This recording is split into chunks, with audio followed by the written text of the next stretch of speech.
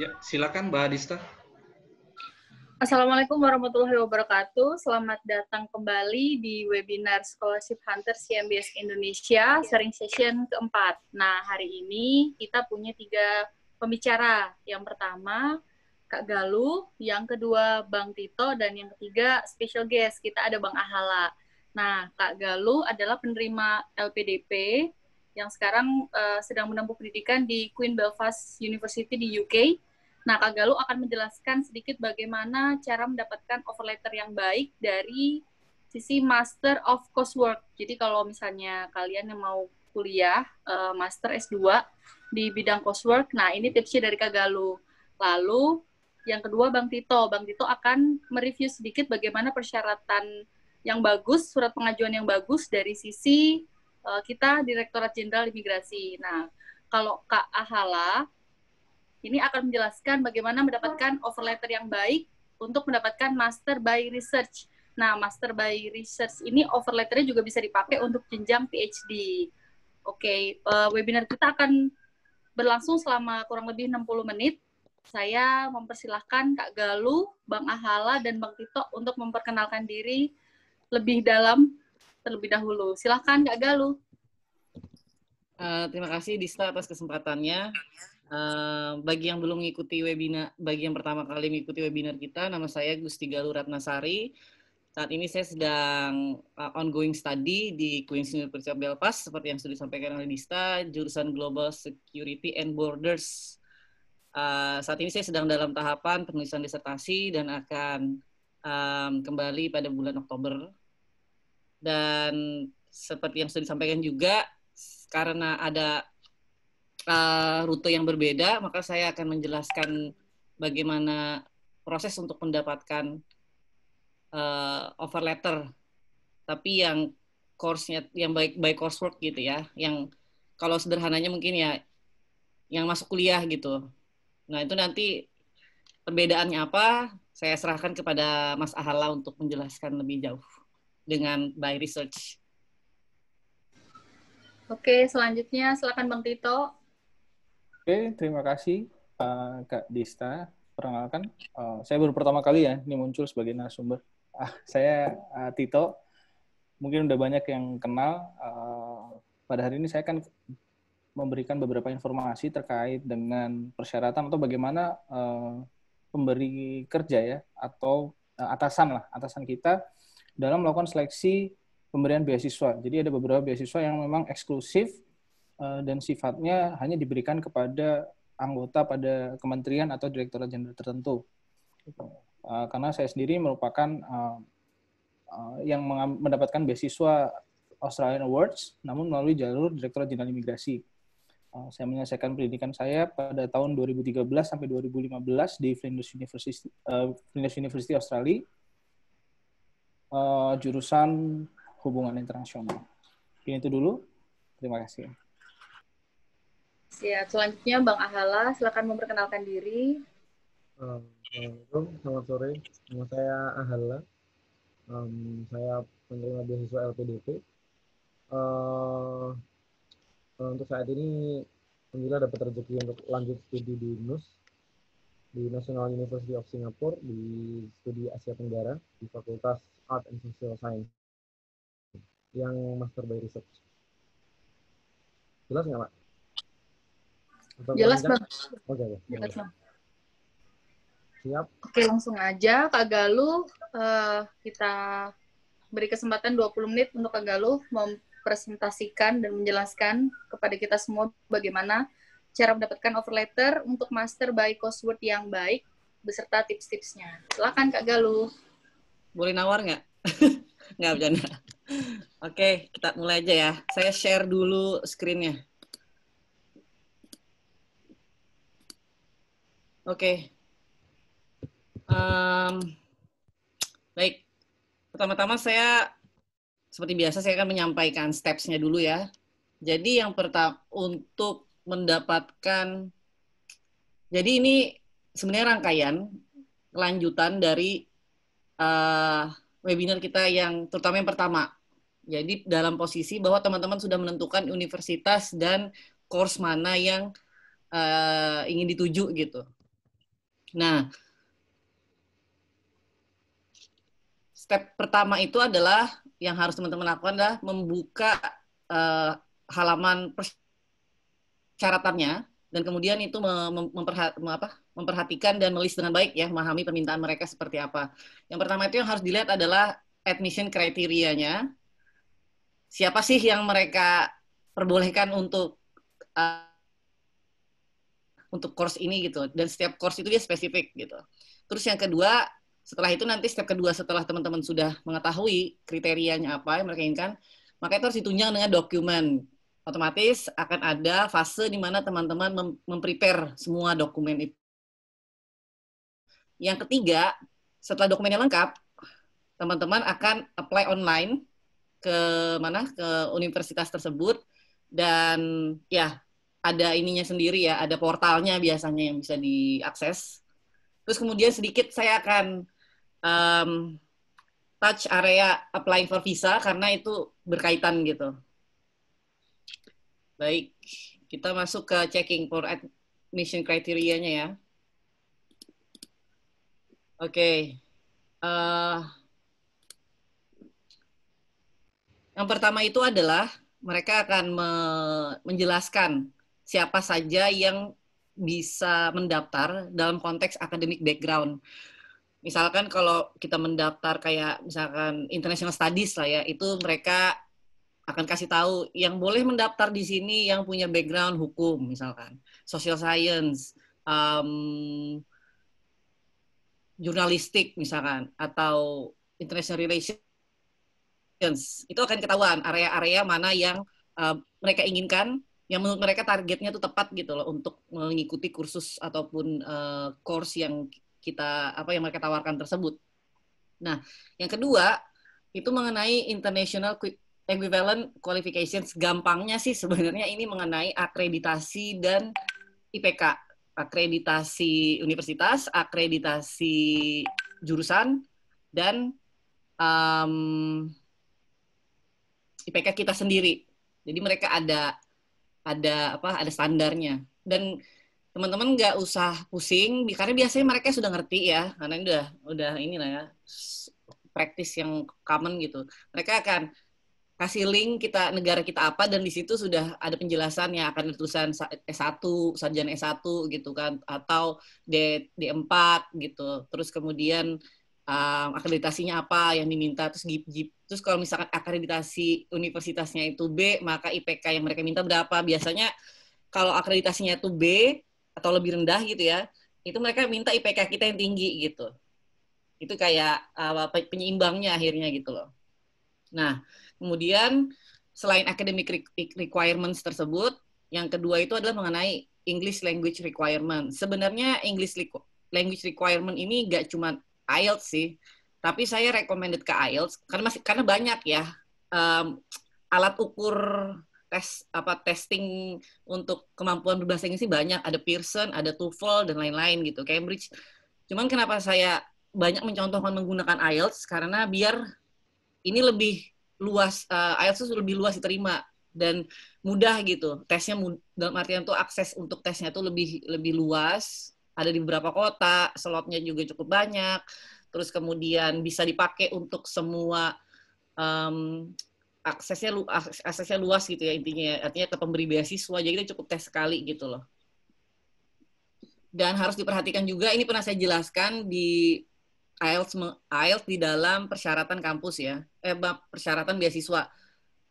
Artinya untuk universitasnya atau kampusnya mereka bahkan kadang minta lebih tinggi dari persyaratan beasiswa dan lebih detail gitu, lebih spesifik. Misalkan mereka nggak mau terlalu gapnya terlalu besar antara setiap section dari tes IELTS ini sendiri.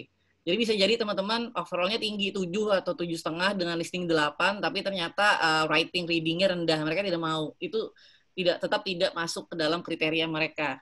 Mereka sangat spesifik seperti yang saya contohkan. Artinya seperti di sini mereka contohnya minta skornya minimal 6,5 untuk semua skill.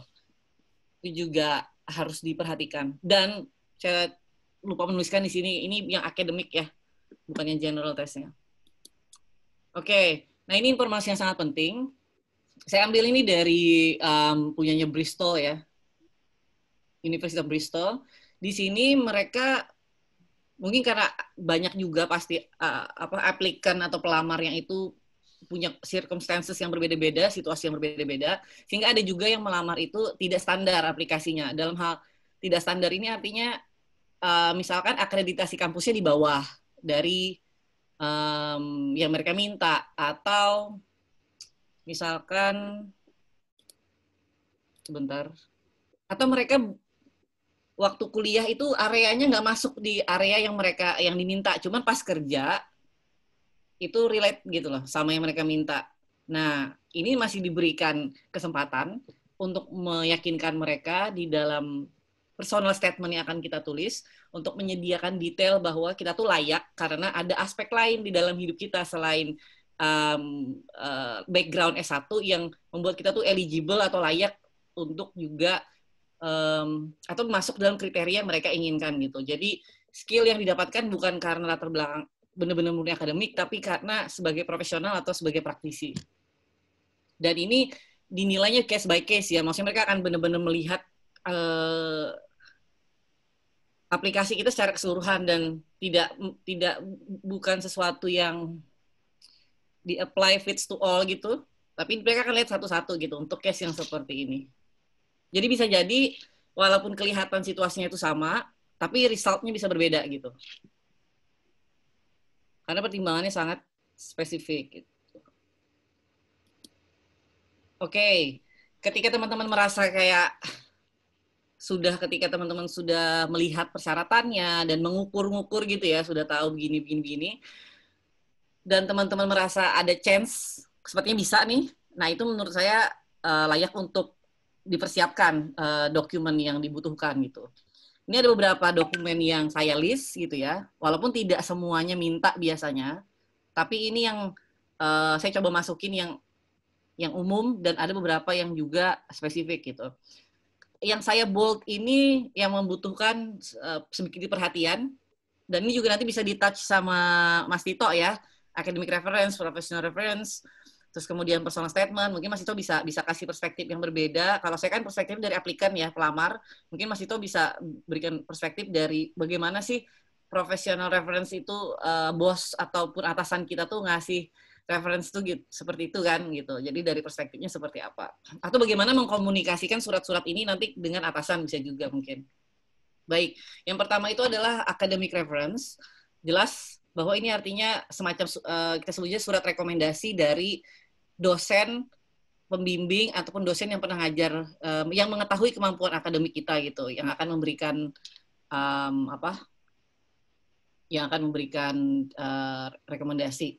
Sedangkan professional reference ini biasanya atasan. Jadi di lingkungan yang pertama itu di lingkungan akademik, yang kedua ini di lingkungan kerja gitu ya. Atasan seperti biasa. Yang biasa diminta tuh atasan biasanya yang mengetahui kemampuan kita dan segala macam. Dan ini sebenarnya kalau kita mau relate ke webinar yang sebelumnya, ini bisa juga digunakan di dalam professional reference ini strength kita yang disampaikan atasan di proposal study gitu loh. Karena itu agak mirip ya. Agak mirip. Cuma bedanya itu untuk memberi beasiswa, atasan kita berbicara dengan memberi beasiswa, sedangkan ini atasan kita berbicara dengan universitas tujuan. Tapi materinya, substansinya kurang lebih gitu. Yang ketiga itu degree certificate. Kayaknya sebagian sudah harus berbahasa Inggris ini ya, harus berbahasa Inggris dan tidak boleh ada keterangan yang tertinggal. Tapi kayaknya sudah menggunakan 2 bahasa ya kalau nggak salah ya, kampus-kampus ya untuk degree certificate ini. Dan kalaupun belum ya bisa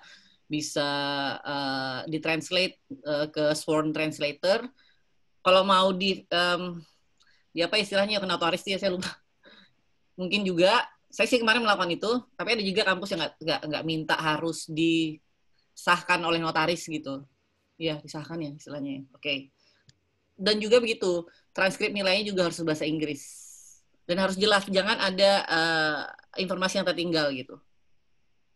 Kemudian personal statement, ini cukup vital ya kalau personal statement ya. Terus kemudian ada universitas yang juga minta personal statement khusus mengenai programnya gitu loh. Tapi ini jarang ya, tapi ada gitu.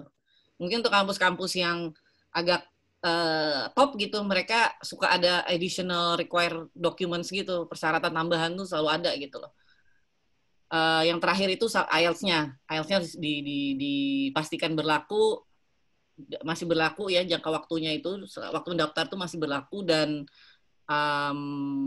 pastikan tadi nilainya juga sesuai dengan yang mereka minta. Jadi ini adalah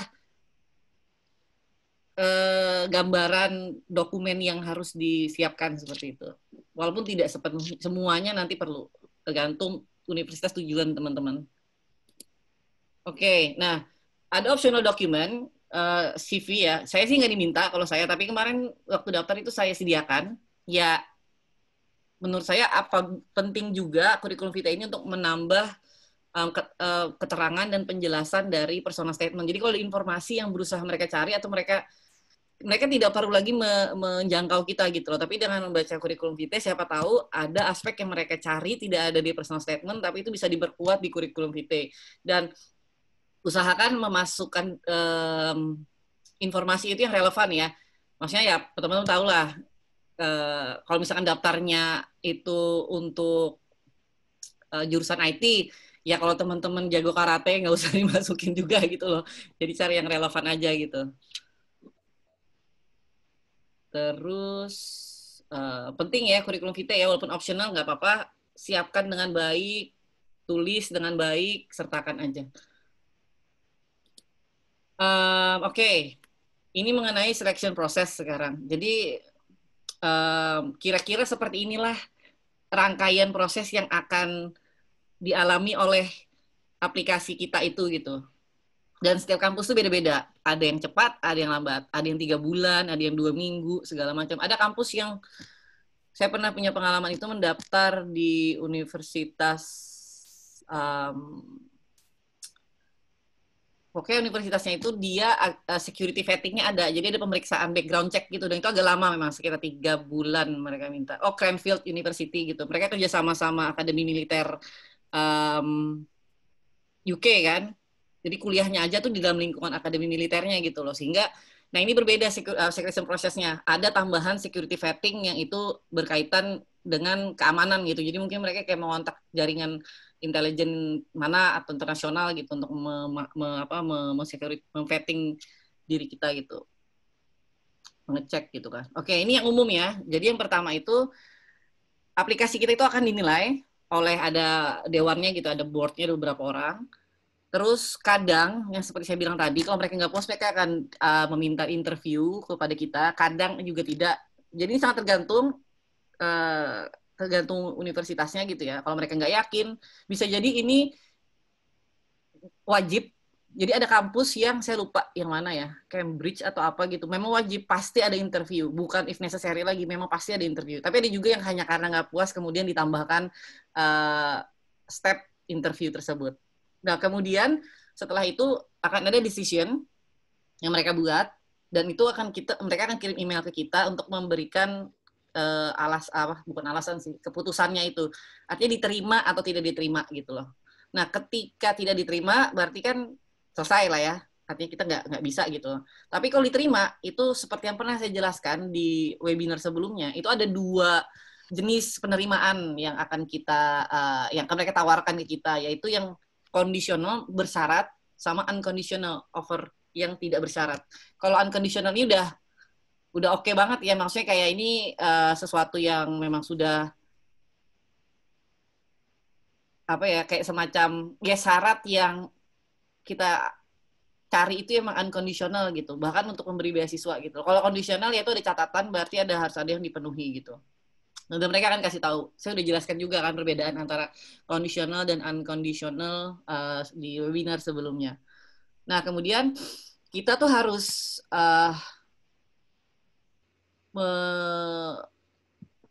untuk result deadline ini, itu untuk conditional offer ya. Jadi mereka akan meminta persyaratan tambahan, sehingga kita akan dikasih waktu untuk melengkapi itu. Beda kalau unconditional. Unconditional tuh udah lega lah. kita kalau dapat itu udah lega banget gitu. Artinya ada seat yang secure buat kita. Sedangkan untuk kondisional berarti kita belum secure banget nih. Memang mereka percaya, artinya mereka akan dalam sampai batas waktu tertentu masih akan disiapkan untuk kita. Tapi kalau kita tidak bisa memenuhi, maka offernya nggak berlaku gitu. Nah, terakhir saya mau sampaikan mengenai deferral. Jadi deferral ini agak umum, karena tidak selalu kita itu bisa berangkat di tahun di mana kita melamar gitu. Bisa ada konteks kayak beasiswa. Kayak seperti saya harus melakukan deferral bahkan sampai 2 kali. Artinya itu menunda gitu. Menunda. Dan kebijakan kampus beda-beda. Ada yang mereka bolehkan kita menunda sekali tanpa harus melewati selection proses lagi. Ada yang, wah tiap tahun karena saking banyaknya peminatnya gitu ya untuk kampus-kampus top, mereka nggak terima deferral, ya kamu harus daftar lagi gitu. Kamu harus ngulang selection proses dari awal gitu. Kemudian, informasi tambahan lainnya, setelah teman-teman, let's say, dapat unconditional offer gitu ya, terus apa langkah selanjutnya? Nah, yang akan mereka minta di teman-teman itu adalah proof of funds-nya ini, jadi kayak kemampuan untuk membiayai diri sendiri, gitu. Jadi mereka mau tahu dari mana sumber pembiayaan kita, apakah dari pribadi, misalkan, yang ini nanti bentuknya bank statement.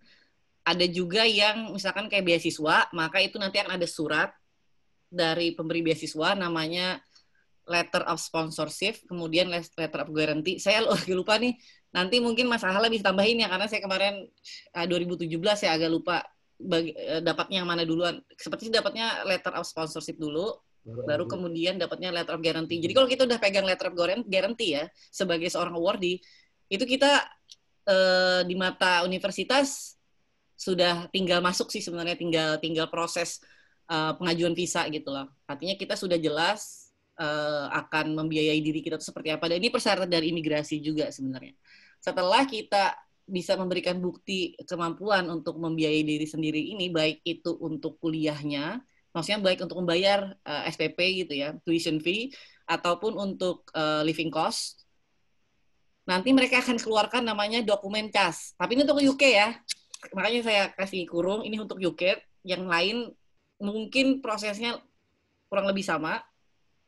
Mereka akan mengeluarkan namanya dokumen CAS ini. Dan CAS ini adalah dokumen yang harus dilampirkan, wajib dilampirkan ketika kita mau apply visa ke UK. Tanpa ini kita nggak bisa gitu loh. Dan tanpa case ini harus ada kemampuan untuk membiayai diri sendiri. Jadi ini rangkaian yang diinginkan imigrasi yang itu menempel pada persyaratan di universitas gitu loh. Karena sponsornya adalah universitas. Yang ketiga ini opsional. Kalau di UK nih ya, namanya ada Academic Technology Approval Scheme atau sebutannya ETAS. Ini tidak semua, ini hanya jurusan-jurusan engineer atau jurusan-jurusan yang berkaitan dengan pembuatan weapon mass destruction gitu.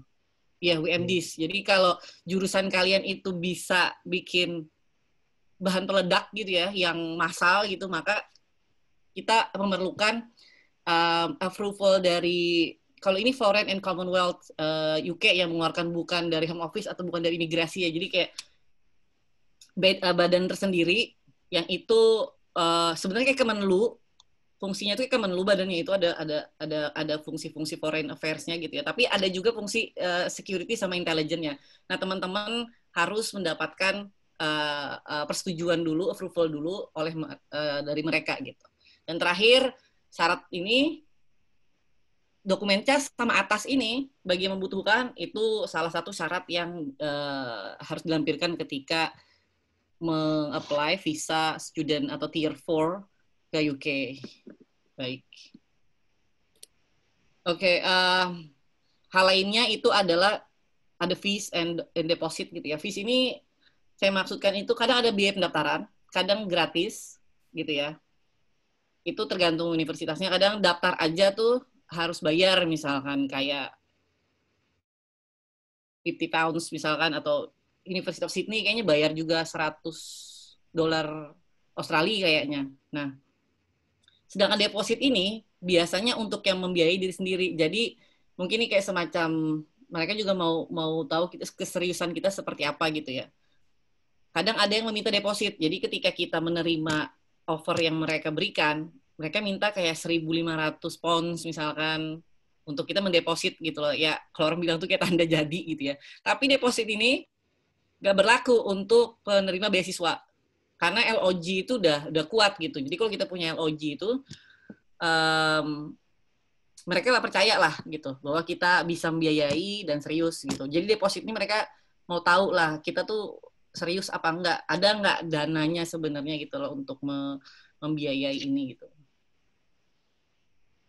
Oke, ini saya sentuh secara umum ya mengenai personal statement sama reference letter. Jadi intinya personal statement ini ada 2 website yang saya akses, yang sudah jadi saya membuka beberapa website dan saya ketemu 2 yang dan simple, terus ada poin-poin yang menurut saya tuh nggak tercover di tempat lain gitu loh. Nanti saya sampaikan itu apa. Jadi intinya personal statement itu adalah bagaimana kita itu menggambarkan diri kita kepada universitas dan meyakinkan mereka melalui personal statement itu kenapa kita tuh layak, sama lah seperti kita coba logikanya meyakinkan pemberi beasiswa bahwa kita layak. Hanya saja ingat teman-teman, ini harus jadi kita harus belajar baca pikiran sebenarnya gitu, membaca pikiran, jadi memposisikan diri kita di pihak universitas. Sebenarnya apa yang mereka mau gitu kan, dan kita coba cocokkan dengan apa yang kita punya gitu, apa yang bisa kita penuhi gitu loh. Ya ini contohnya lah, seperti dan tunjukkan bahwa kita tuh tertarik, antusias dengan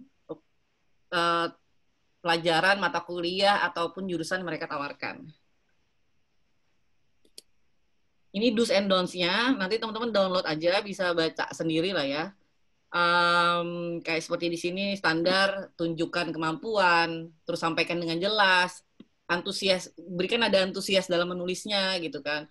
Terus coba untuk membuat beberapa versi gitu ya, dan di redrafting gitu loh, mana yang kira-kira kita happy baru kita send gitu loh. Terus bisa coba minta pendapat orang lain, siapa tahu punya masukan mereka yang bagus gitu, yang kita kelewat gitu atau tidak terlihat.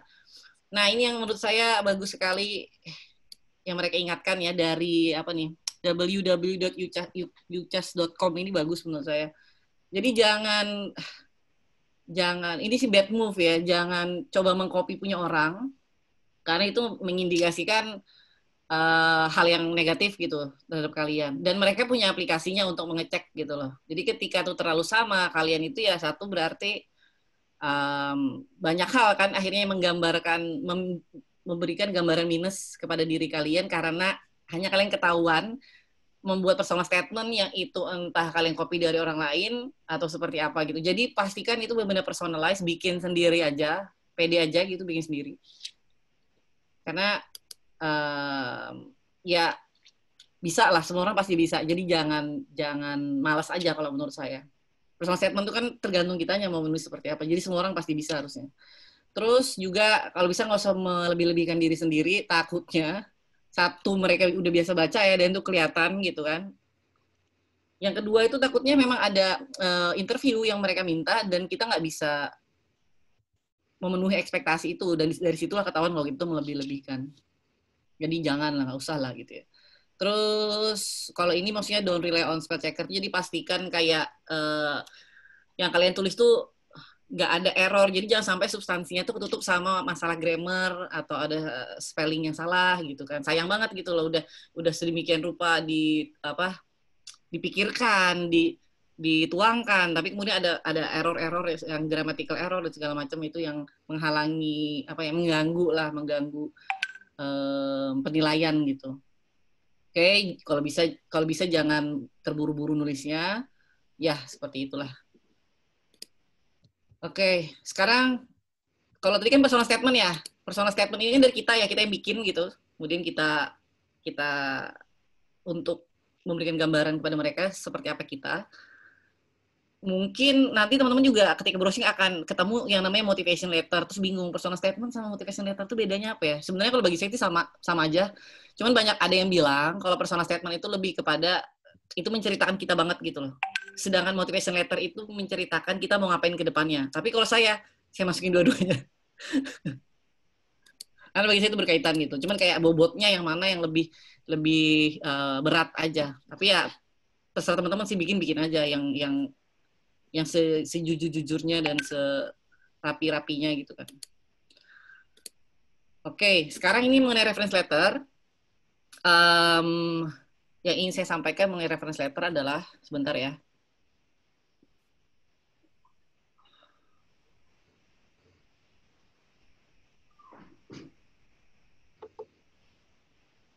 Jadi reference letter ini harus ada detail-detail yang harus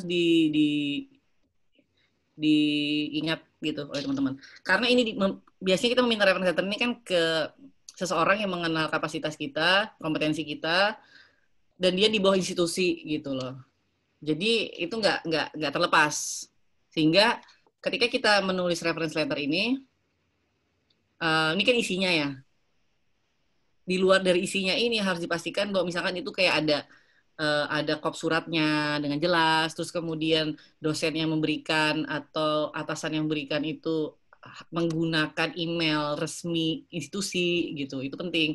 Karena ada juga dari mereka yang ketika kita kirimkan reference letter melalui aplikasi, mereka akan ngubungin sendiri gitu. Mereka akan ngubungin sendiri untuk memastikan bahwa benar bahwa pemberi rekomendasi tersebut atau reference letter itu merekomendasikan kita gitu. Jadi itu detail-detail yang perlu diinikan. Karena saya pernah kejadian mereka bilang kamu diberikan waktu itu saya daftar di University of Reading, kamu diberikan offer letter yang conditional karena belum dapat reply gitu dari pemberinya rekomendasinya. Saya bingung kan, ini gimana gitu kan, maksudnya kayak ternyata saya masuk email yang dimasuk itu ada email resmi Kanim Ngurah Rai gitu, dan itu ketumpuk gitu loh dengan berbagai macam email kan. Akhirnya saya bisa menghubungi bagian kepegawaian dan coba search apa email tersebut dan minta dibalaskan gitu loh, karena saat itu pemberi referensi saya itu adalah kepala kantornya. Nah ini kejadian yang nyata gitu buat saya, dan itu sempat kayak bikin saya bingung kan, karena saya nggak benar-benar ngerti prosesnya. Tapi setelah itu saya tahu ternyata hati-hati juga untuk menyertakan email tersebut gitu loh. Dan tadi harus ada sign-nya ya, harus ada tangannya, harus ada tanggalnya, terus kemudian harus ada headed paper gitu ya dari organisasi asal pemberi rekomendasi. Dan jangan lupa juga yang tadi memberikan detailnya gitu, nomor telepon, terus kemudian email address gitu loh. Dan nggak boleh terlalu lama juga jaraknya. Jadi perlu tanggal itu jangan sampai kayak ternyata surat referensinya ini sudah diminta 3 tahun yang lalu. Mereka punya keterangan juga kadang kalau bisa tuh di bawah 2 tahun gitu. Oke. Ini isinya ya, isi dari reference letternya. Oke, nggak perlu dijelasin ya, bisa dibaca sendiri. Standar sih menurut saya isinya. Saya kembalikan kepada Dista ya sebagai host. Oke Kak Galuh, makasih. Ini langsung aja ke Bang Ahala. Bagaimana membuat offer letter yang baik untuk master by research. Oke. Teman-teman kalau mau tanya langsung bisa di chat. Nanti Mbak Galuh ini biar nggak keluar dulu, ini PowerPoint-nya nggak keluar dulu, Mbak.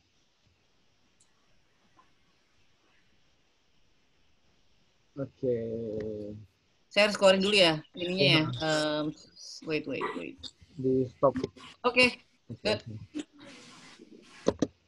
Oke, saya coba masukin.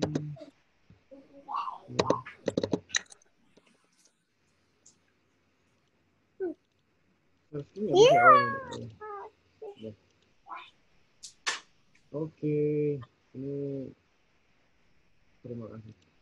Ya, saya mau dikit membahas. Sebenarnya nggak jauh beda sama penjelasan Mbak Galuh, soalnya pada dasarnya Master by Research dan coursework itu sama, cuma di ujung ada beda dikit jalur lah, cuma ya tetap sama-sama jalurnya pendaftaran mayoritas seperti itu Mbak ya. Kita mulai sedikit, tapi saya lebih meng-highlight tentang apa yang membedakan master by coursework dan research di poin-poin tertentu saja di sini. Dan ada hal-hal apa yang sekiranya perlu diperhatikan. Ini maaf sebelumnya suara saya kedengaran ya? Kedengar? Agak teriak aja, Mas. Oke, tes. Pertama, ini langsung saya masuk ke poin yang kedua. Ini definisi. Dan mungkin ini kita menjelaskan singkatnya, pokoknya master by research itu ketika hari pertama kuliah, nah itu kamu udah harus mulai tesis. Itu yang paling orang-orang yang tahu definisi yang kasarnya, master by research itu hari pertama kuliah kamu bakal ditanya tesismu sudah sampai di mana. Terus ya mayoritas kita kalau misalkan masuk ke pertanyaan sebenarnya master by research ini gambaran kasarnya seperti apa sih? Gambaran kasarnya di sini kalau misalkan beberapa saya dulu pernah daftar di berbagai kampus juga sebelum saya ambil pilihan ke NUS. Ini yang pertama kalau misalkan dari yang umum mayoritas itu 2 tahun 24 bulan dan kemudian penelitian itu dilakukan dari hari pertama ketika masuk di program studi tertentu itu. Nah, yang membedakan ini dengan coursework yang pada umumnya, subjek studinya itu lebih sedikit, bahkan mungkin hanya tiga mata kuliah satu semester, kemudian sisanya nulis. Kemudian bahkan kalau misalkan di tempat yang saya ambil itu sampai menyarankan dalam 24 bulan itu dibagi menjadi 6 kali penulisan dalam 6 bab. Jadi setiap 4 bulan selesai satu bab.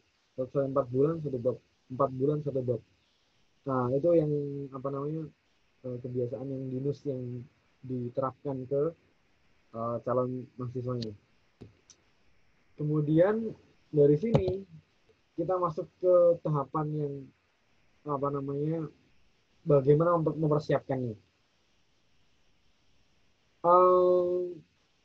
Sebenarnya tidak jauh beda dengan penjelasannya Mbak Galo tadi tentang harus daftar ini, harus ada itu, kemudian syarat-syarat IELTS dan sebagainya. Cuma ini saya akan meng-highlight yang poin penting tentang master by research itu sendiri.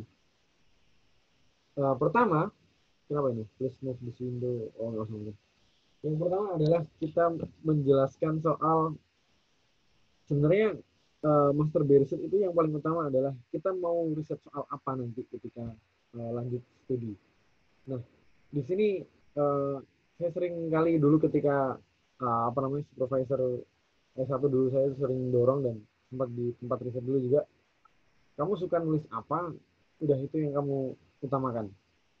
Kemudian ketika sudah di tahap yang selanjutnya untuk menyiapkan riset ini kan itu bisa dibagi menjadi beberapa hal yang ingin kamu tulis tentang melanjutkan apa yang kamu tulis ketika S1 atau membuat tulisan yang relevan atau up to date isu-isu tertentu yang ingin dikaji atau tulisan kamu ini berkenaan dengan aktivitasmu saat ini kantor atau kerjaan yang sangat relevan dan ini sangat worth it untuk diteliti. Nah, setelah kita mengetahui dua hal awal tadi, kemudian kita membuat penulisan yang paling penting itu adalah meminta misalnya atau teman dosen atau orang-orang yang sekiranya kita percaya untuk mereview apa yang kita tulis. Kemudian kita melakukan revisi sebelum kita akhirnya mengirim ke kampus yang kita tuju. Nah, kemudian ada hal lain yang mungkin bagi beberapa orang ada tips-tips tersendiri untuk mempersiapkan. Dulu ketika zaman kuliah itu dulu semester 6, 7, 8 ke atas itu mulai fokus untuk baca lebih dan juga nulis lebih. Itu jadi poin plus karena dulu ketika saya di kampus sempat didorong sama dosen pembimbing saya juga untuk membiasakan diri untuk coba ikut conference internasional, kirim abstrak ke sana, kemudian ketemu sama orang-orang dari dosen-dosen di luar negeri konferensi internasional tertentu, entah itu di luar negeri atau di Indonesia. Karena seringkali kan kalau misalkan kita dulu ketika masih kuliah ada konferensi internasional di kampus di Jakarta, kampus di Semarang, kampus di Surabaya. Nah, itu adalah waktu yang paling krusial bagi calon yang ingin mengajukan master by research untuk ketemu dengan supervisor calon kandidatnya mungkin gitu ya. Kalau misalkan ada misalkan Tom Stemsky dari Australia yang ahli komunikasi itu datang ke Surabaya, ikut konferensinya, kemudian ketemu dia di sana, ngobrol, siapa tahu dia juga tertarik dengan apa yang kita presentasikan dalam konferensi itu. Atau ngobrol hal lain, minta kontak personal atau email tertentu. Itu dulu ada tips-tips yang agak gila sih. Kalau menurut teman-teman apa namanya senior-senior saya dulu. Nah, tapi di sisi lain, karena sekarang kita udah connected dengan media sosial dan sebagainya, menemukan peneliti akademisi yang fokus terhadap tulisan-tulisan riset yang banyak itu sangat mudah. Kalau misalkan tips-tips dari teman-teman saya yang suka nulis itu biasanya mereka aktif di medsos yang penelitinya itu juga sering nge-share tulisan, misalkan di Twitter atau di Facebook atau di Instagram mungkin beberapa nge-share artikel publikasinya. Nah dari sini kan kita bisa melihat bahwasanya oh ternyata arahnya ingin ke sana dan orang ini sekiranya cocok dengan apa yang ingin saya tulis. Nah, itu mungkin gambaran kasar untuk gimana sih menyiapkan untuk apa namanya master by research ke depannya.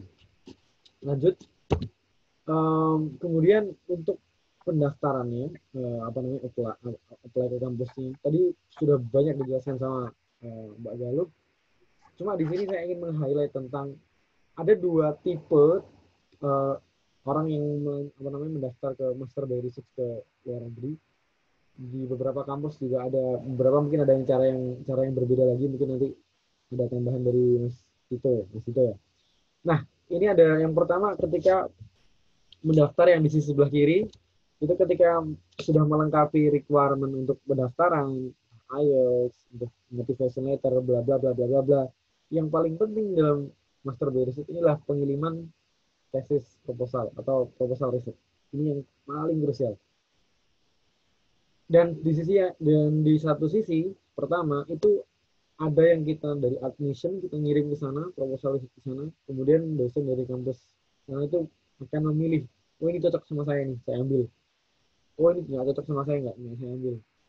Kemudian setelah itu lanjut apakah ada tindak lanjut selanjutnya dari apa yang kita kirim. Bahkan ketika kalau misalkan sudah ada kelanjutan biasanya dilanjutkan sampai ke interview, mungkin beberapa kampus yang karena mostly apa namanya master by research dari ada yang interview. Saya sempat daftar 3 kampus itu by interview masih. Nah di sisi lain ada acara kedua yang selain kita mendaftar sebelum kita mendaftar aplikasi itu kita mencari supervisor siapa yang sekiranya cocok dengan apa yang kita tulis.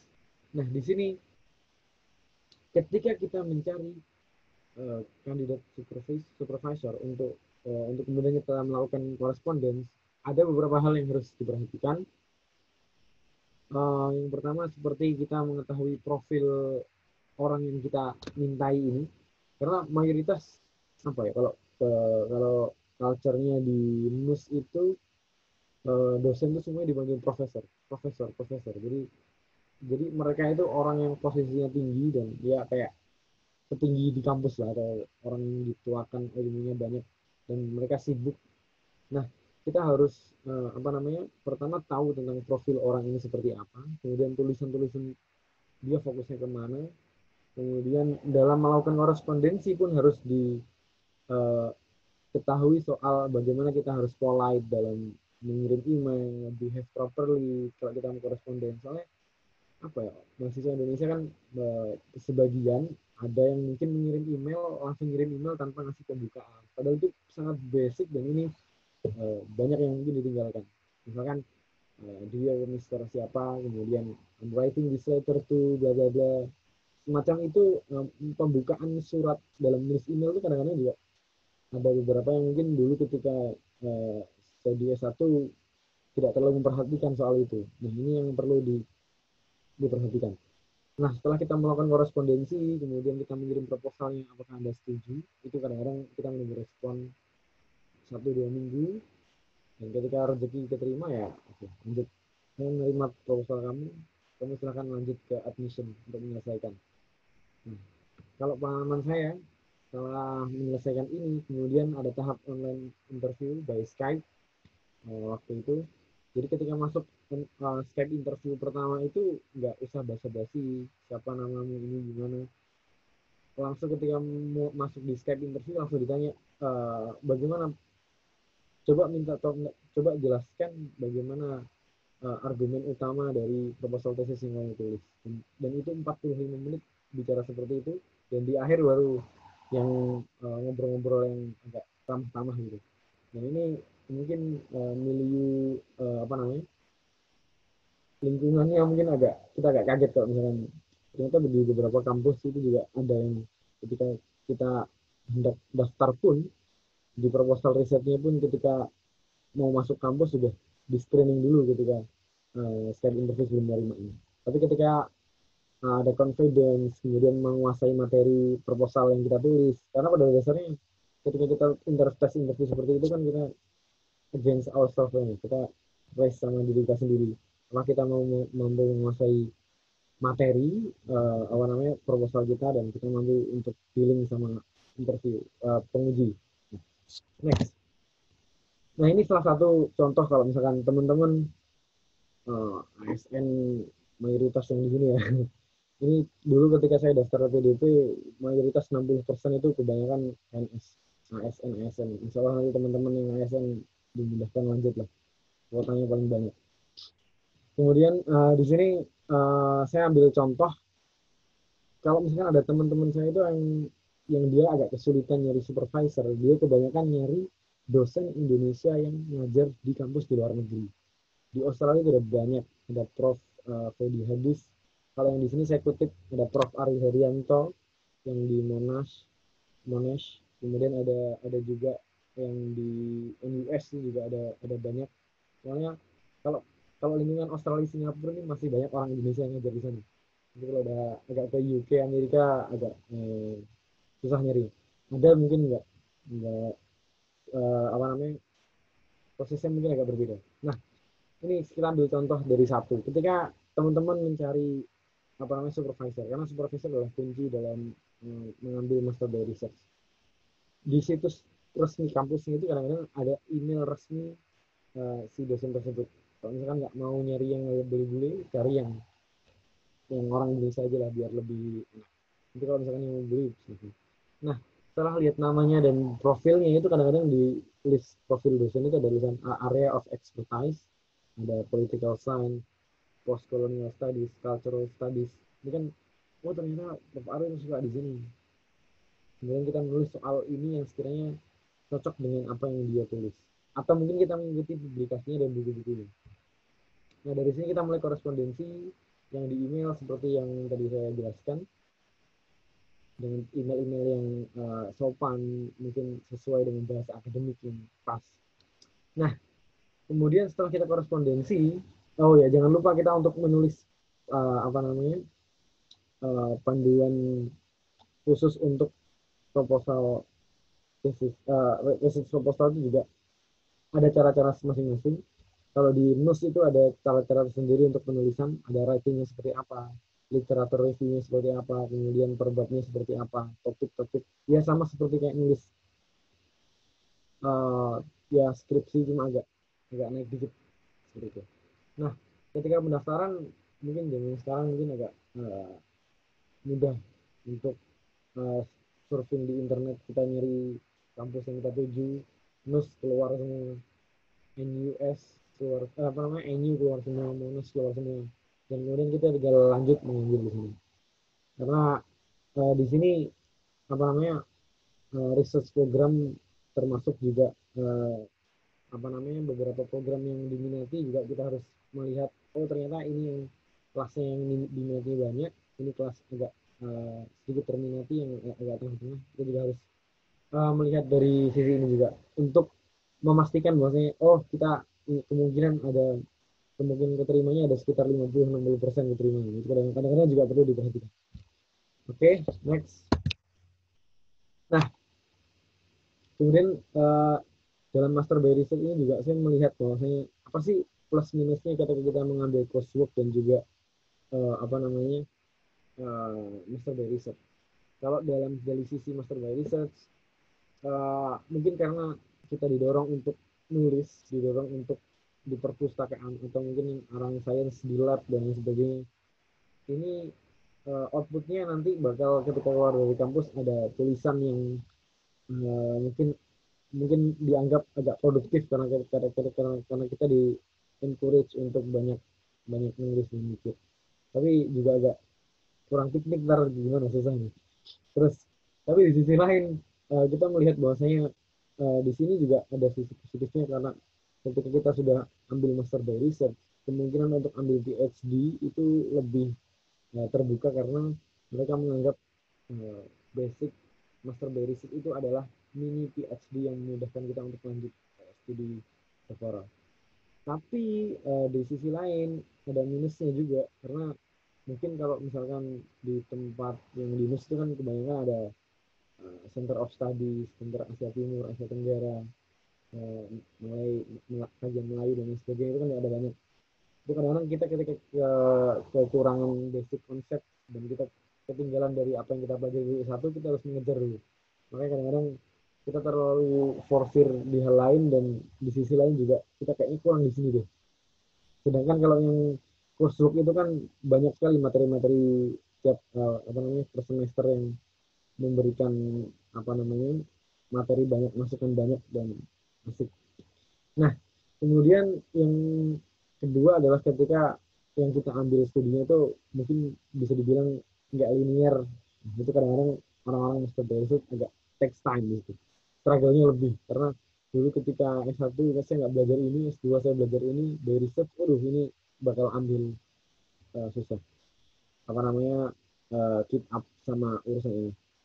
Nah, tapi yang menarik adalah di kampus-kampus luar negeri itu ketika teman-teman ada kesempatan studi di luar itu ada kebiasaan yang berbeda dengan kita ketika studi di Indonesia. Kalau misalkan di teman-teman di MUS ini mereka punya kebiasaan untuk 6 jam itu minimal membaca dan 2 jam menulis. Itu kebiasaan yang bagus kalau misalkan diterapkan di Indonesia. Cuma kalau di Indonesia, susah juga gitu. Kita agak santai, agak slow dan dianggap kalau mau studi deep seperti itu kita perlu adjust beberapa hari untuk beberapa waktu untuk ambil itu. Nah, oke, mungkin cukup sekian yang dari saya sampaikan. Tadi ada sedikit soal Mbak Galuh nyinggung soal LOG, LOS. Nah, ini kan kebetulan saya sama Mbak Galuh kan sama-sama LPDP. Kalau misalkan yang LOS itu adalah ketika kita menerima kampus, diterima oleh kampus dan statusnya masih bersyarat. Itu kita menggunakan LOS untuk kemudian mengklarifikasi bahwasanya kita dapat support beasiswa untuk melanjutkan studi. Nah, untuk yang terakhir baru di letter of guarantee. Karena letter of guarantee itu adalah tahap final ketika beasiswa yang memberikan kita dana itu benar-benar menggaransi bahwasanya si penerima beasiswa ini bakal lanjut studi di sini. Oke, mungkin cukup sekian dari saya. Terima kasih. Oke, makasih Bang Ahala. Langsung aja ke Bang Tito yang mau ditambahkan dan bagaimana cara untuk mendapatkan letter-letter tersebut yang baik di instansi kita di Direktorat Jenderal Imigrasi. Silakan Bang Tito. Oke, terima kasih Dista. Mungkin saya nggak akan bahas tentang detail-detail tips and trick ya, cuman ada beberapa mindset yang harus ditanamkan atau hal-hal yang harus dipertimbangkan di saat kita mau mengambil beasiswa. Gitu. Jadi tadi ada beberapa hal yang saya nggak pakai slide ya, mohon maaf karena ini short notice dan saya nggak expect ternyata akan seformal ini, jadi saya nggak siapkan slide. Jadi kita sambil diskusi aja. Jadi kalau ada pertanyaan boleh langsung diketik di chat atau raise hand, nanti mungkin bisa langsung dipandu oleh Mbak Dista. Oke, yang pertama saya akan mereview sedikit terkait dengan academic reference. Nah, ini di lingkungan imigrasi sebenarnya banyak jadi orang-orang yang bisa memberikan referensi. Jadi kita nggak perlu mencari secara personal gitu, kecuali kalau rekan-rekan ini sudah punya background pendidikan di kampus-kampus swasta atau negeri ya sebelum bergabung di imigrasi atau ada track record yang lain.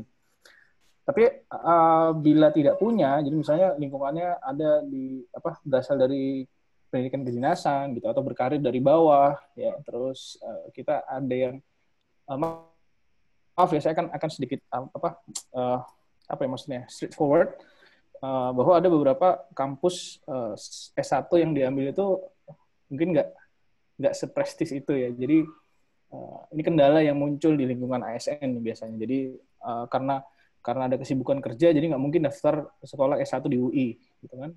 Karena dia otomatis akan meninggalkan pekerjaannya dan seringkali nggak diizinkan kecuali programnya program kerjasama dan lain-lain. Sehingga referensi-referensi dari profesor-profesor atau scholar, apa bahasanya, cendekiawan mungkin itu ya bahasanya, itu bisa diambil dari internal gitu. Jadi banyak pejabat-pejabat di lingkungan kementerian biasanya punya background pendidikan yang tidak buruk gitu. Jadi ini perlu dilakukan approach secara personal. Biasanya orang-orang ini tersentral atau ada di bagian pusdiklatnya, jadi di bagian pendidikan dan pelatihan atau di bagian penelitian. Jadi di bagian penelitian ini biasanya orang-orangnya sudah setidaknya melalui sekolah S3 gitu, baik di dalam negeri maupun di luar negeri. Jadi ini perlu dipertimbangkan buat rekan-rekan yang ingin mendapatkan rekomendasi atau yang terkait dengan kemampuan orang yang mengetahui kemampuan kita gitu. Jadi mungkin beliau ini hanya tahu kita saat bekerja. Nah, nanti bagaimana dia kemudian mengelaborasikan pandangan beliau terhadap kita itu tergantung bagaimana kita approach-nya gitu. Tapi ada juga yang modelnya adalah kalau kita bahasanya ada satu seragam gitu, ya udah kamu bikin aja gitu, nanti saya tanda tangan gitu, saya akan tanggung jawab atas statement itu. Nah, ini bisa dipertimbangkan, jadi daripada harus kembali ke kampus gitu, misalnya ada yang lulusan dulu S1-nya di UI, kemudian daripada harus approach lagi ke profesornya atau siapa dulu dosennya, pembimbingnya, kembali ke kampus yang sulit, nah ini opsi ini bisa dilakukan. Nah, sekali lagi bagi mereka yang nggak punya background kampus, itu bisa menggunakan networking yang dimiliki oleh kementerian gitu. Misalnya kalau di Kumham, salah satu saya sendiri di bidang hukum dan politik, ada Profesor Ramli. Profesor Ramli ini kan dia dirjen di lingkungan Kemenkumham juga sudah cukup lama. Nah, sekarang beliau dirjen di Kominfo. Nah, tapi tetap beliau ini terbuka gitu kalau kita mau konsultasi gitu, minta bahkan untuk yang mau mengajukan PhD di kampusnya beliau itu beliau bersedia untuk menjadi supervisor dan lain-lain gitu. Jadi ini opsi yang harus dipertimbangkan juga. Kemudian mindset yang tadi saya katakan adalah bahwa lingkungan kita harus tahu di mana kita berada. Jadi dalam membuat sebuah personal statement atau motivation letter, ini kita nggak boleh terlalu sesuatu yang ngawang-ngawang ya. Jadi saya quote dari Arifin Ridwan 2019, ini ada kata mengawang-awang ini. Jadi kita kalau mau memberikan sesuatu itu harus realistis gitu. Jadi tujuannya, misalnya saya mau sekolah, saya mau ambil master by coursework atau master by research, itu kenapa?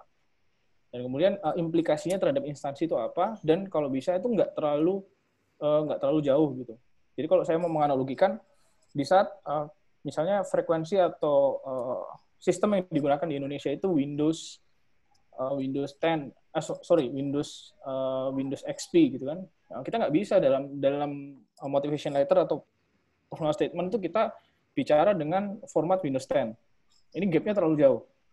Sehingga pada saat atasan ini ada yang kita harus perhatikan juga gitu, bahwa ini tidak hanya di kementerian gitu, tapi juga di seluruh organisasi baik itu negeri maupun swasta.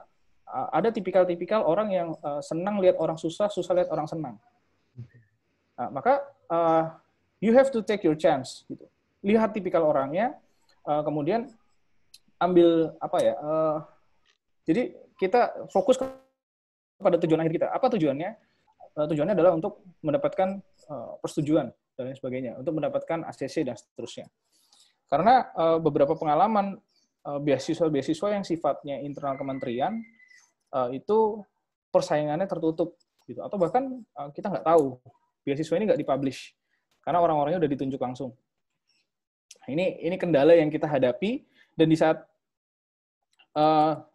saya sendiri pernah mencoba ke Australian Awards. Jadi saya sebelum pada saat awal lulus saya memang termasuk scholarship hunter. Pada saat itu belum ada LPDP. Jadi saya waktu itu berkecimpung dengan Stunet yang ke Belanda gitu. Kemudian saya ada mengajukan juga Fulbright dan lain-lain. Nah, pada saat Australian Awards ini saya kalah karena saya mendaftar di Jakarta. Di Jakarta itu hanya sedikit orang yang disetujui, dan kebetulan mereka orientasinya adalah pengajar atau mereka yang berada di wilayah Aceh, Papua, atau daerah-daerah terpencil Indonesia. Itu yang diprioritaskan untuk berangkat beasiswa. Jadi kalau kita daftar dari Jakarta, kita otomatis nggak akan keterima, gitu, karena saingannya banyak sekali. Dan requirement juga sangat tinggi. Nah, ini rekan-rekan perlu juga melihat mapping kondisi, situasi. Kalau misalnya beasiswa yang internal kementerian, saingannya otomatis kita harus bisa melakukan branding gitu terhadap kualitas kita.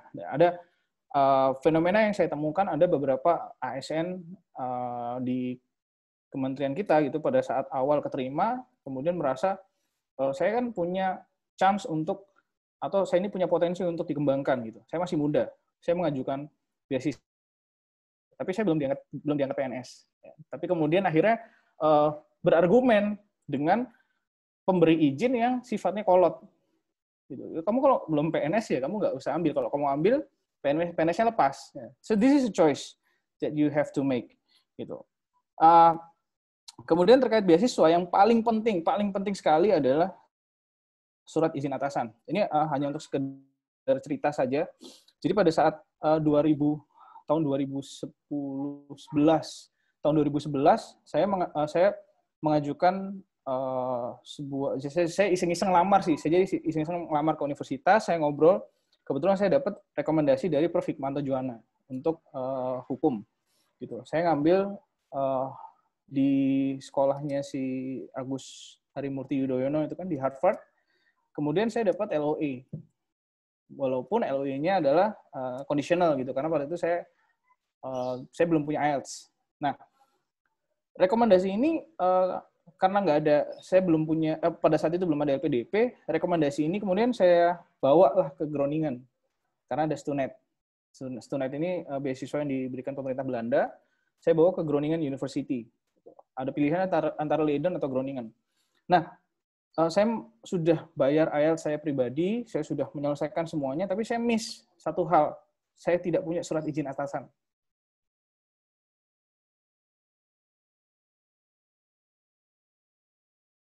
LOE ini sudah bukan conditional, jadi LOE-nya sudah full diterima, tapi saya harus ada surat izin atasan untuk berangkat.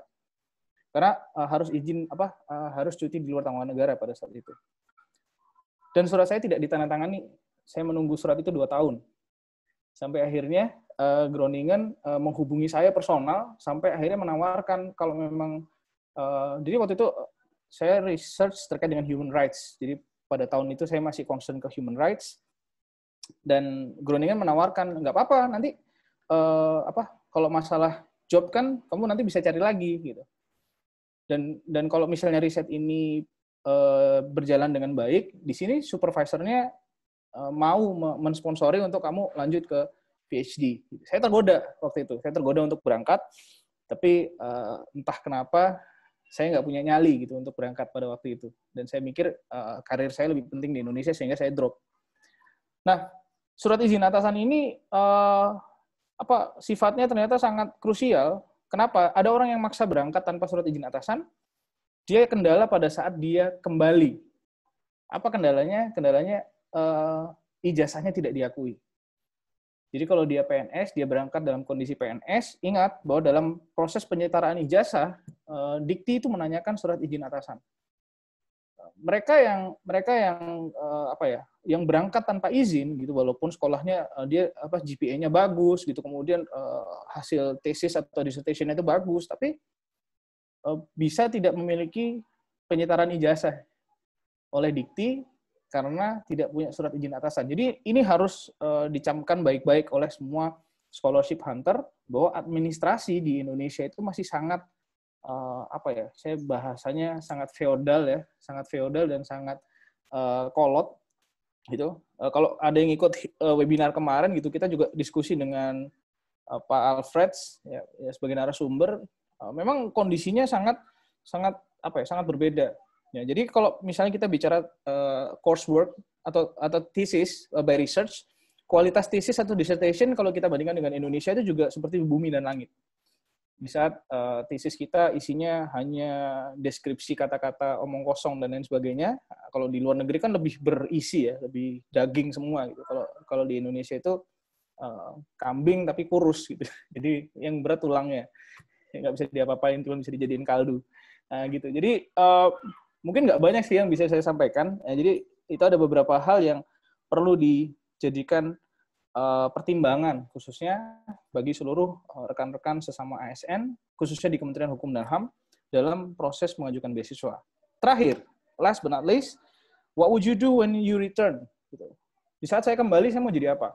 Ini penting. Kenapa? Sebelum berangkat kita harus tahu. Jadi saya percaya bahwa dalam kita melangkah, kita tuh harus yakin bahwa akan berhasil. Gitu. Kalau kita ragu-ragu, saya quote dari Mardigu itu kayaknya meng-cancel doa. Ya, kalau kita berdoa, saya pengen jadi PhD, tapi dalam prosesnya kemudian saya bertanya sama diri saya, apakah saya bisa? Nah ini sebuah attitude atau sebuah sikap yang saya hindari, sehingga saya berpikir positif, saya akan menyelesaikan PhD saya, kemudian akan ada pertanyaan, what would I do when I came back? Gitu. Jadi pada saat saya kembali, saya harus ngapain? Saya akan jadi apa? Nah, konsep jabatan fungsional yang sekarang ada, jadi kalau kita sekolah untuk karir, pasti untuk karir ya. Nggak ada yang sekolah cuma buat iseng-iseng, sekolah, itu kan daripada nganggur. Nggak.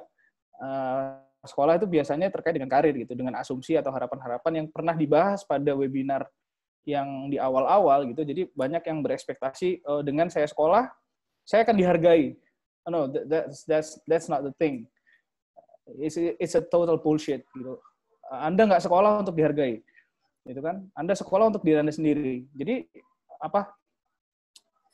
saya ini mau ngapain gitu? Kalau saya pulang, target saya kemana? Gitu. Seperti halnya hal yang sering saya katakan ke mahasiswa saya bahwa di saat kamu melakukan sebuah perjalanan, kamu harus tahu dulu kamu mau kemana. For example, saya mau mendaki gunung gitu. Maka bekal yang kamu bawa adalah peralatan survival di gunung. Terus kamu mau kemana? Saya mau menjelajah gurun. Maka kit yang dibawa adalah survival kit untuk desert. Gitu.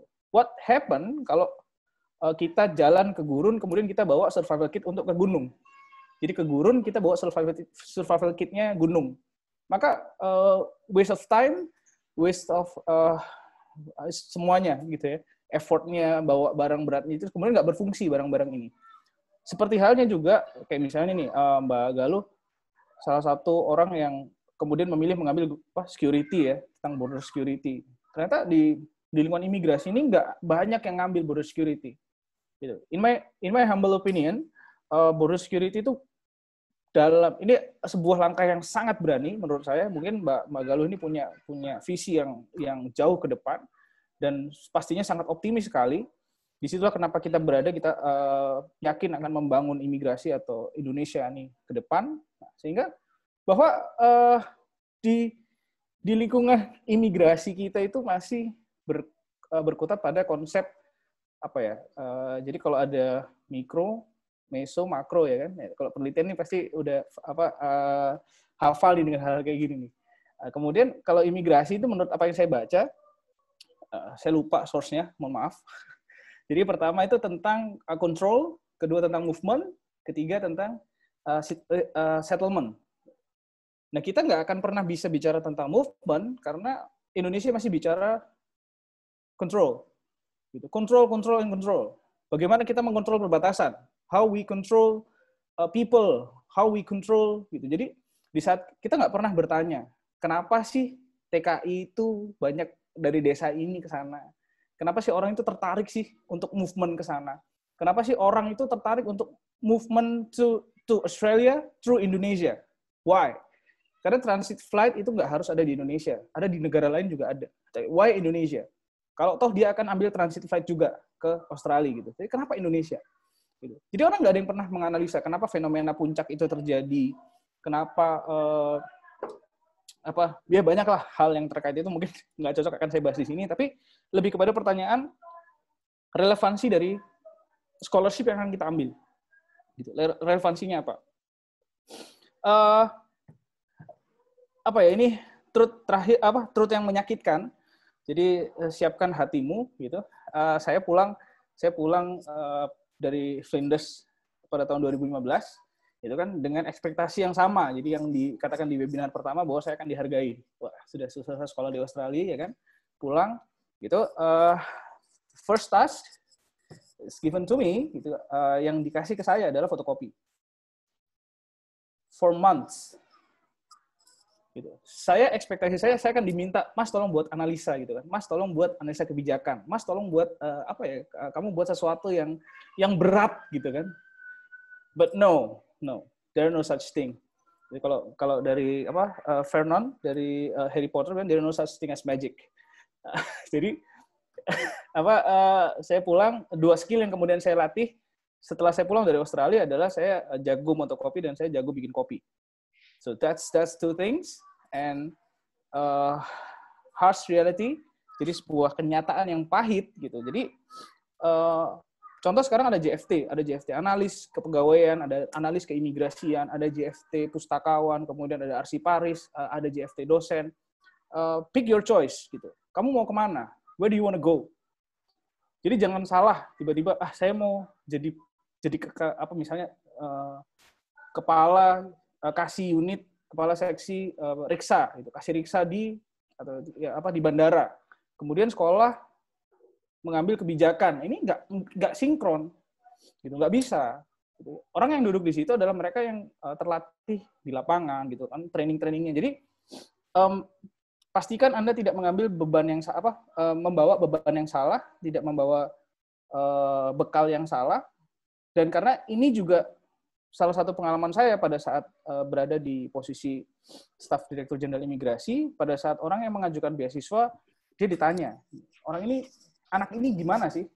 Rather than daripada ditanya kualitasnya, tapi lebih ditanya gimana orangnya. Sehingga banyak opini-opini yang kemudian akan masuk. Maka hal yang paling penting dilakukan sekarang adalah sebelum bicara di saat kita bicarakan scholarship atau karir ke depan, pertama adalah kita harus tahu kita mau ngapain, dan kedua kita harus buat personal branding. Gitu. Siapa kita dan bagaimana kita mau orang-orang di sekitar kita ini melihat kita. Jadi personal branding dan ya itu yang sedang kita lakukan, yang sedang kita coba bangun gitu untuk kader-kader pimpinan imigrasi seluruh ASN di imigrasi melalui beberapa forum-forum yang sudah tercipta. Jadi ada mungkin udah kumpul grup-grup diskusi yang lain gitu. Jadi tujuannya mungkin ke sana. Oke, mungkin itu dulu. Ini saya nanti terbawa emosi nih kalau diterusin. Oke, terima kasih. Saya kembalikan ke moderator. Assalamualaikum warahmatullahi wabarakatuh. Waalaikumsalam. Makasih Bang Tito. Kalau saya mau nanya buat Kak Galuh, itu kalau untuk letter tadi yang sudah disebutkan, itu sebaiknya berapa ratus kata, Kak? Oke. Sebanyak apa? Kadang ditulis oleh mereka dengan jelas, mintanya berapa gitu. Tapi kalau saya itu biasanya patokannya bukan words ya. Ya memang substansi, cuman saya lihat biasanya orang rata-rata bikin 1 atau 2 halaman gitu. Jadi saya sesuaikan aja. Cuman kalau ada ketentuannya secara jelas ya diikutin aja gitu. Nah, saya tadi mau menanggapi sedikit ya dari Mas Tito. Jadi gini, kadang tuh agak sulit kita mengakses kampus-kampus besar karena mereka minta strict academic reference. Nah, itu yang sebenarnya ini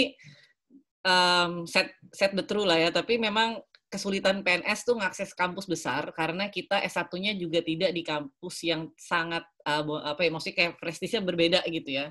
Sulit lah ngakses UI misalkan sambil kerja gitu kan. Karena karena itu full time gitu. Nah, ini sehingga kita nggak punya jaringan akademik gitu kepada profesor. Sedangkan kampus yang kita tuju, yang top itu mintanya wajib academic reference, dan ini memang benar-benar akan mereka cari orang yang memang punya hubungan langsung gitu, bukan kayak hasil dari koneksi atau jaringan gitu, tapi mereka mau ngelihat langsung hubungannya. Nah, ini yang menurut saya tuh ya, kalau saya sih ya mungkin saya agak berani lah gitu ya, risk taker kalau saya sih akuin. Saya tetap ngirim kok, walaupun itu nggak yang mereka minta. Saya akan coba gitu. Saya akan coba kirim, walaupun itu personal statement, walaupun itu akhirnya satu academic reference dan satu profesional, padahal profesional nggak diminta, dua-duanya akademik. Kalau saya akan ambil chance itu gitu loh. Maksudnya kayak saya nggak ada ruginya kok. Kan ditolak sama nggak daftar kan sama ya. Tapi kalau kita daftar, itu selalu ada kesempatan diterima. Dan kita nggak tahu gitu loh. Namanya rezeki kan nggak tahu gitu loh. Jadi kita harus coba aja. Dan kita nggak tahu proses ketika mereka membaca itu apa yang membuat mereka capture gitu loh. Siapa tahu ada sesuatu di dalam personal statement itu yang membuat mereka yakin. Dan itu bisa mengesampingkan. Memang kecil kemungkinannya, kelihatannya ya. Tapi how it works kita nggak pernah tahu. Jadi kalau menurut saya jangan berkecil hati. Apapun yang mau kalian tuju saja gitu loh. Dicoba saja. Saya dulu ngirimnya tuh ke 6 universitas gitu loh. Saya tebar aja. Saya lihat mana yang masuk gitu kan. Dan dari situ saya banyak sekali belajar. Oh ternyata kampus ini begini.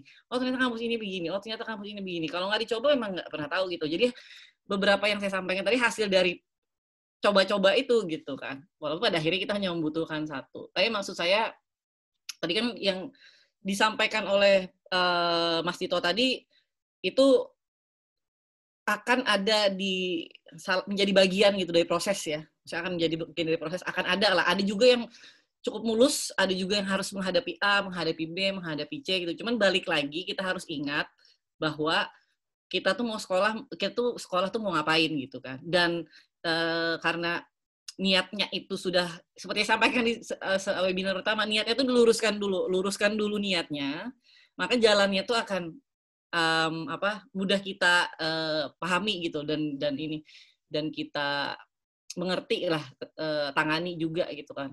Pulang ekspektasinya pun sudah bisa kita sesuaikan gitu kan, karena memang niatnya dari awal bukan minta dihargai, bukan minta diberikan posisi, bukan minta apa, nggak ke situ. Tapi arahnya saya ingin mengembangkan diri. Sehingga apapun yang terjadi ketika kita kembali, ya itu ya nggak berpengaruh dengan kita. Karena tujuannya sudah tercapai. Karena kita ingin mengembangkan diri. Jadi pulang itu seperti apa, tujuan kita sudah tercapai.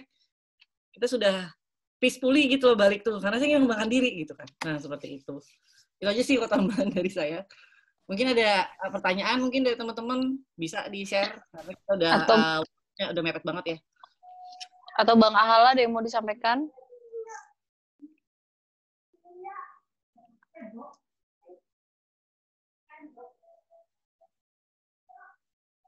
Mikrofonnya, Mas. Ini masih nggak ada suaranya ya? Di-unmute dulu, Mas. Oke, udah. Ya. Tes. Halo. Oke. Ya. Kalau belajar dari apa yang tadi diceritakan oleh Mas Tito, sebenarnya kita belajar dari pengalamannya Mas Tito dan waktu itu sebenarnya kalau misalkan saya meng-highlight itu ada struggle. Jadi pursuing of scholarship itu butuh struggle yang nggak biasa gitu. Jadi kalau ceritanya Mbak Galuh dia daftar di beberapa kampus, kemudian saya dulu daftar beberapa kampus, kedua juga pernah gagal sekali. Kemudian Mas Tito ini dulu sempat ada cerita tadi galau-galau di masa mau lanjut atau enggak yang di Belanda itu gimana. Jadi sourcing scholarship isn't that easy ya. Kalau misalkan saya melihatnya, ternyata kita butuh struggle untuk persiapan, struggle untuk bahasa Inggris, struggle untuk kampus apa yang kita ambil. Ibarat kalau kita mau di kolam lele itu mau nyerok pakai serok lele itu kadang-kadang bolong yang dapat cuma 1, kita nangkepnya pengen 6 gitu. Jadi kalau misalkan nothing tulus untuk ngejar itu perlu juga ada tahapan. Dari beberapa yang kita target ini ada beberapa yang kita ambil, ini ada 2. Misalkan dulu saya pernah daftar di Rusia, kemudian di Australia juga, tapi rezekinya malah ke Singapura. Ini kan ada tangan-tangan yang tidak kelihatan, invisible hand yang mengatur, ternyata langkah kita di sini. Cuma yang harus kita kerjakan ya keep doing, nothing tulus, insya Allah tidak tertulis. Siap, Bang Ahala. Makasih banyak buat sharingnya hari ini. Makasih buat Kak Galuh, makasih buat Bang Tito. Ini karena udah overtime, kita akhiri aja. Buat teman-teman yang mau tanya lebih lanjut, bisa menghubungi CMBS atau bisa langsung hubungi Kak Galuh atau Bang Ahala jika berkenan, atau Bang Tito. Terima kasih buat teman-teman yang udah ngikutin kita dari awal. Yang belum nonton dari awal bisa nonton rekaman ulang di YouTube kita. Dan ini seri terakhir atau kita masih ada seri lagi, Kak Galuh? Ya, jadi minggu depan kalau bisa jangan dilewatkan karena ini seru banget. Minggu depan itu adalah seri terakhir, yaitu mengenai academic life. Ini nyambung ya, kayak yang dibilang sama Mas Ahala tadi, bahwa kita kan kasih gambaran gitu, tanpa tuntutan akademiknya itu seperti apa gitu loh. Jadi nanti akan ada perbandingan mengenai sistem pendidikan, metode belajar, kurikulum, dan segala macam. Yang tadi yang saya highlight, 6 jam membaca, 2 jam menulis. Itu menjadi menjadi habit baru kita. Bayangkan saja hobinya itu sekarang 6 jam membaca dan 2 jam menulis per hari gitu.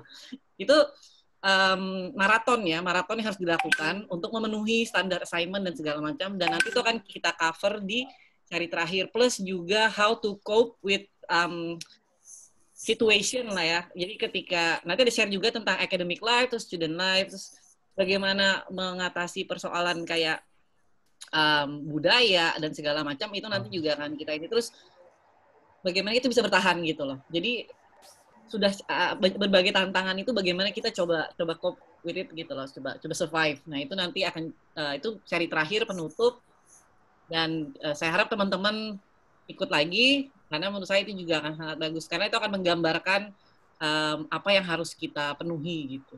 Jadi lebih baik kan dari sekarang kita sudah paham gitu loh, apa yang kita hadapi gitu, arena medan perang seperti apa yang akan kita terjun itu seperti apa, itu lebih baik gitu daripada kita kurang riset lah. Nah ini kan bagian dari riset teman-teman, mengikuti webinar ini kan bagian dari riset teman-teman untuk mencapai cita itu kan. Jadi sudah bisa prepare kadang itu mungkin Mas Ahala nih ngerti banget. Sudah prepare saja tetap aja banyak yang kelewat. Artinya yang bikin kita shock, bikin kita apa gitu loh. Apalagi yang kemudian agak pengen tapi kemudian kurang persiapan gitu loh. Nah, jadi kita konteksnya di sini membantu teman-teman untuk ya full equip gitu loh. Ya ibaratnya tuh pedang ya diasah, baju jirah ya dilap gitu kan, terus stamina ya diperbaiki gitu loh, kuda ya dilatih, karena ya kalau kita ibaratkan ya ini pertempuran juga sebenarnya gitu loh, dengan cara yang berbeda tapinya. Oke, itu aja deh saya. Oke, makasih Kak Galuh. Oke, makasih buat semuanya. Sampai jumpa minggu depan di webinar selanjutnya. Makasih.